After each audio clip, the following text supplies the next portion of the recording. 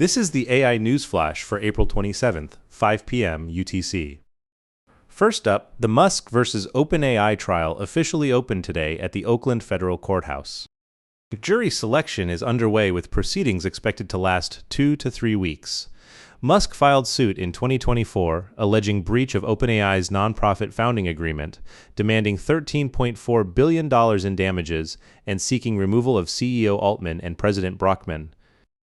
OpenAI countered by releasing 2017 emails showing Musk had agreed to for-profit conversion at the time, framing his lawsuit as motivated by jealousy.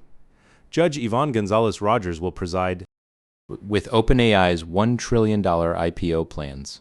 The recent Microsoft exclusivity break and pending Google and Amazon partnerships all hanging in the balance, this stands as one of the most consequential legal battles in AI industry history. Next, Johnson & Johnson announced that AI deployment has cut the time required to generate drug development lead compounds by half.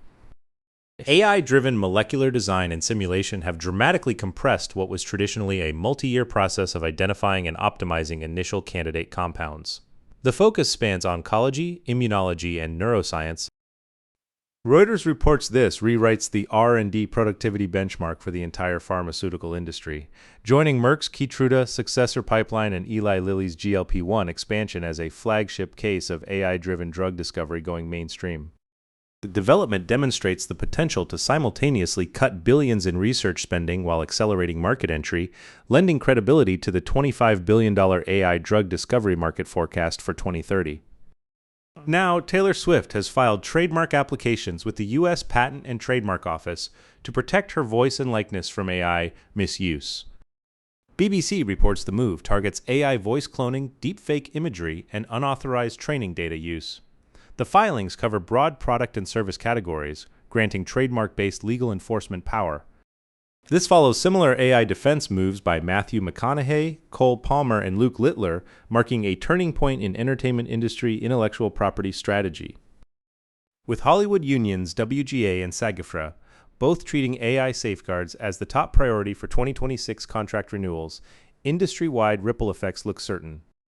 Finally, the European Commission has provided Google with specific guidance on how it must grant AI competitors access to its services. The action under the Digital Markets Act focuses on ensuring fair access to search data, user bases, and cloud infrastructure. The directive effectively forces Google to open its gates to rivals like Anthropic, Mistral, and Cohere. Combined with the EU AI Act transparency requirements taking effect in August, regulatory pressure on big tech dominance has escalated to a new level. Penalties for violations can reach up to 10% of global revenue. The collision between Google's surging AI business and Europe's digital sovereignty agenda has entered a decisive new phase. That's all for this AI News Flash.